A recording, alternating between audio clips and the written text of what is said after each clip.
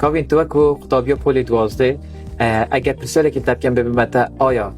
تا چه آموزگاریه که با قوتابیت سال کادی که دبنا پول دوازدێ آیا برداری که دن خلی تاوینید سود بو قوتابیاتی هبید یعنی آموزگاریت چه بوان سال کادی که اویش برداری خلا هاوینی بگن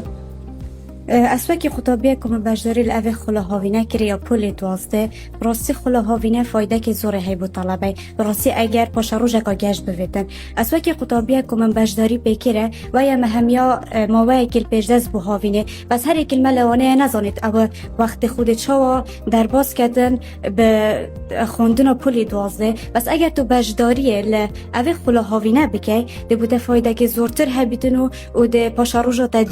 دیار بیدن و تو دزانی یعنی وقت خو کاد کتب در باز که بخوندن پول دوازدێ و آموزگاری من با هر قوتابیه که اگر سال دهاتو ببینه قوتابیت پول دوازدێ بجداری لعب خلا هاوینا بکن به تایبتی قوتابخانه دەروازە سکوپ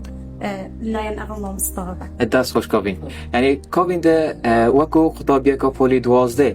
تا بجداری خلا هاوینی کرد آیا حتی چرا ده که ما مستای او ریک نیشان گودان که حتی کتاییه ده کتب سشواز خیندنا خود بردام بند و کتب دیل هنگو هان در بون ما مستا راستی اف ما مستاید کود گرم بجدار بوی ما مستاید گلگت زیرک و خدان ازمونن راستی یه چای اگر چه نبیدر به کمترین رجا اگر به کمترین رجا بیتن یه چای کو ول میکن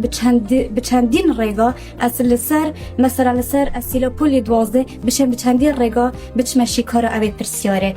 و براستی اف ما مستاید زور تاری کار بوی گوشیان به موه هوی کم